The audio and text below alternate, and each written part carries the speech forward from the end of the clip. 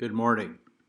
It's Sunday here in Orvieto. I'm out for a walk to a very special place.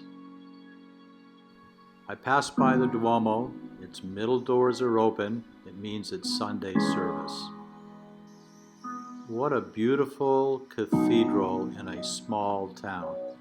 I'm going to walk along the edge, one of the main roads, down towards the far part of town where there's a funicular. There's also a war memorial to World War I and World War II and the citizens of Orvieto who gave their lives in war. On the right-hand side of the fortress is a steep walkway to Lower Orvieto. There's a little friendly frog rocking the way, but I'm able to maneuver around him. You can see it's about almost 1,000 feet above Lower Orvieto. Last night we had a thunderstorm, and now the trail is partially blocked. That doesn't thwart me. You can see the town now in the distance. This is the last incline before I hit ground floor of Lower Orvieto. Notice this crosswalk is in red. It's dangerous. During weekdays, there's a policeman to let people go across because Italians tend to drive pretty fast in this town. We're going to go underneath a pedestrian-only walkway that goes underneath the local train tracks. There are two sets of tracks in Orvieto, high speed and the regional trains. The high speeds don't stop here in Orvieto. You can see in the distance the little tunnel we go through. We're going to get on the other side, and then we're going to come to a roundabout.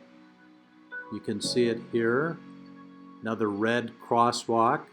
This is the high-speed train tracks we're going to go underneath to the other side of a river here in Orvieto, and another town that's part of Orvieto, but it has a different name, and even though it's coming up in a sign, I can't pronounce it. We'll say it's Concina, but that's probably not close enough. Google Maps says take a little shortcut. I did. It really wasn't much of a shortcut, but it takes us to a very local, unmarked road. And we're going to turn the corner right now. You'll see it. We're going to walk about another mile and a quarter to a very special place. There's a water tower on the left-hand side in the distance, and there's a little sign. Let's take a closer look at that sign. You see it on the right-hand side? It's a very special place, and the people of Orvieto have maintained this cemetery for Allied soldiers and airmen and sailors who died liberating their country. The road up to the cemetery isn't used very often. You can see it's not paved.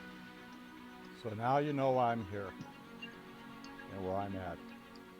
It's hard to hear me say, but what I'm saying here is this is sacred ground. You can see the starts of the cemetery behind me, and I was very emotional when I got there.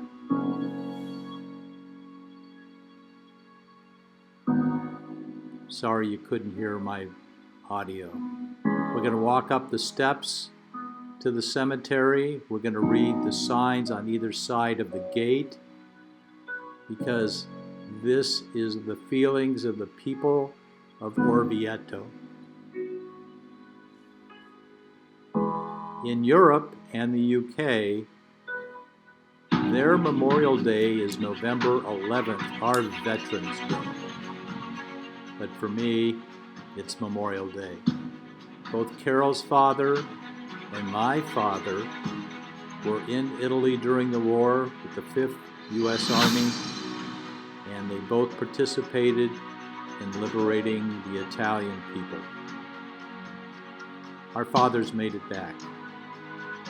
These 190 soldiers, sailors, and airmen did not. And the people of Orvieto maintain the cemetery. And on this day, I met a sergeant major from the Italian Air Force, his wife, who's a flight nurse on helicopters, and their daughter, as they visited the cemetery. And he told me about his grandfather who died in a plane crash. He was a pilot who died in a plane crash in 1957. Italy was a part of NATO by then. You can see the view from the cemetery. It faces the mountaintop town of Orvieto. It's a beautiful place. It's quiet, and it's appropriate. So this year on Memorial Day, just know that even if you can't visit the people who made the sacrifice, you can think about them, as I do. God bless you.